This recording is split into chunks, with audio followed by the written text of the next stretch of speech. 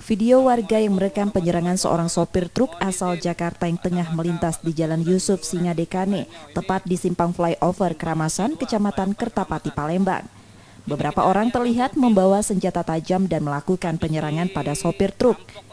Penganiayaan itu terjadi saat korban melihat seorang pemuda yang mencuri cadangan solar milik korban.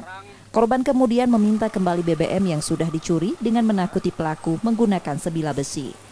Aksinya gagal, pelaku kembali bersama keluarganya sebanyak 8 orang dan menyerang korban menggunakan senjata tajam. Kalah jumlah, korban akhirnya terluka dan mobilnya dirusak. Polisi mengidentifikasi pelaku dan menangkap 1 dari 2 pelaku penganiayaan. Polisi menerangkan dari 8 penyerang yang terbukti melakukan penganiayaan hanya 2 orang. Jadi keluarganya langsung datang lah, kejadiannya lagi di arah Kramasan flyover. Nah disitulah mobil truk korban dihancurin kacanya, seperti itu. Untuk korban luka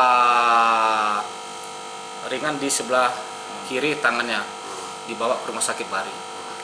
Pelaku sudah ditangkap ya Bang? Untuk pelaku sudah kita amankan 1, inisial D. Kini polisi masih memburu 1 pelaku lainnya yang menjadi sumber penyerangan dan pencurian. Yudi Kiswanto, Kompas TV, Palembang, Sumatera Selatan.